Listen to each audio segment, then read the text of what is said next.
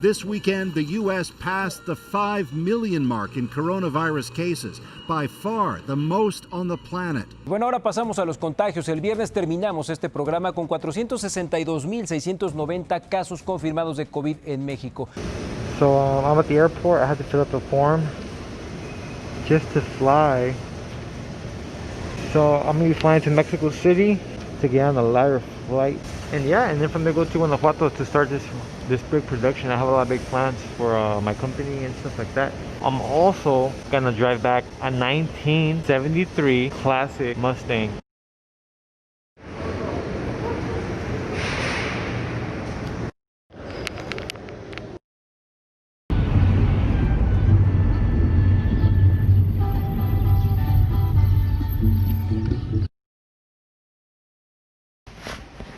So I'm at the factory. They have all these type of models and stuff. It's a huge building, and we're working on the project for my skate shoe.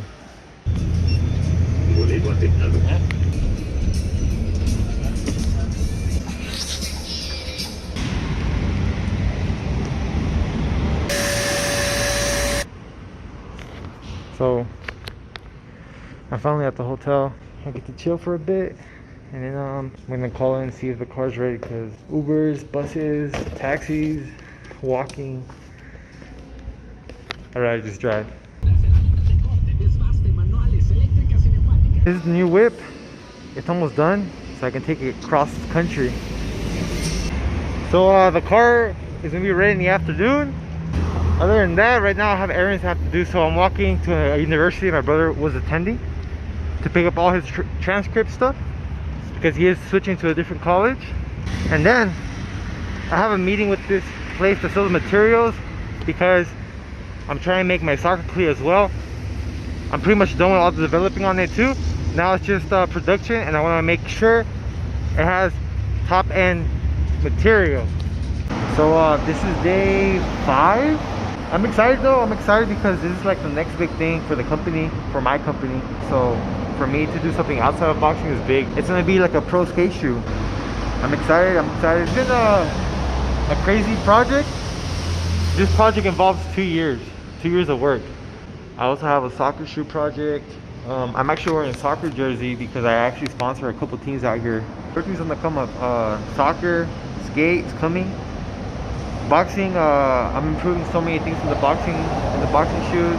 And today, the Mustang should be ready today as well, so I'm excited for that too. So the car's ready. So we're putting gas in this beast. So these tires are a little suspect. They're pretty old for this 18-hour trip.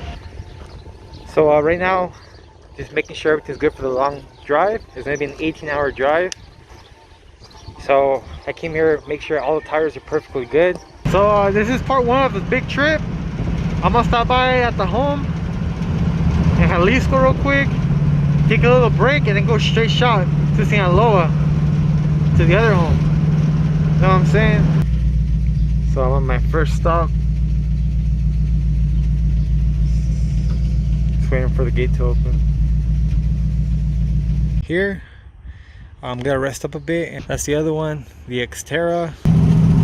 Yeah, so I'm driving this old school car.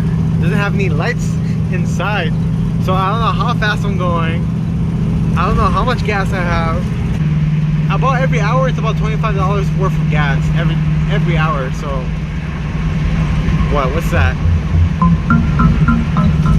$300 of gas. I think the worst part about this whole trip is there's no AC. It's such a strong engine. It's producing so much heat that I can feel it. I'm somewhere. Okay, I'm just gonna fill up the tank again. I can't see anything, honestly.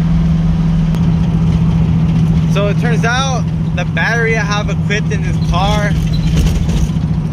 is too small. So if I turn my lights on, the battery starts dying on me. I gotta like tailgate buses for light because I'm in darkness, and I got 8 hours to go. And this car doesn't have a phone charger, outlet thing, so my phone's locked on 20%. So a car behind me is actually putting the high beams on for me so I can see. I think that's really cool of him. I don't know him, but that's cool. So last night was horrible because I actually had to sleep in the car. The car's alternator went out, so I can't hold a charge. Since it's an older car, technically I can be without a charge the whole way, but if I stop, it turns off. So this is it. This is the last 4-hour stretch. After this, I sleep on the real bed because honestly, that's all I want to do. So my only job was to not stall a car. I have literally 10 hours without stalling. I happened to stall and the battery's dead. There's a guy over there. I'm gonna see if I can slowly get there without him leaving. Senor! Fuck.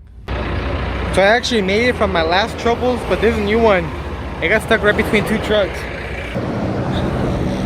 So a couple truck drivers came and they tried to help me out, but this is the end. 20 minutes away from where I'm supposed to get to.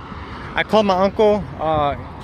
He has a company called PCP, and he said that he was gonna try to help me and send a battery so that I could make it those extra 20 minutes. So I'm really grateful. He's always helped me out, so I'm very grateful for that. But in other words, I'm stuck for now. My phone's on like 4%, so this is probably the last video as well, since the inside has nothing to charge a phone with. Sucks. Other than that, it was actually fun. It was a fun ride. I passed up everyone. At some points I was going 180, which is crazy, but I was going 180. This car really is crazy. Like speed wise, it's a monster. So before my uncle gets here, my phone dies. These people in the pickup truck pulled up and they hooked up a hook to the bottom frame of the car. Yeah, so these people, they're actually helping me out really. Like, I'm very grateful. They're gonna take me to the shade. Okay, so I got pulled to the shade under a bridge, and they also gave me a beer. I didn't have any water. I personally don't even drink, but I'm so dehydrated. I'm like pouring sweat. There's sweat. You can't really tell, can you? I just drip sweat right now. Look at that. I'm like, it's bad. But anyways, so now I'm gonna be in the shade for a bit. Funny story. So this car has no brakes when there's no electricity, and when the guy stopped, I had to hit like the e-brakes real quick, and it stopped on time. I almost like rammed this truck. So I'm on 2%, and I just got alert that they're gonna be here any minute now. So this trip is about to end for me, and I can hide this shit in the garage.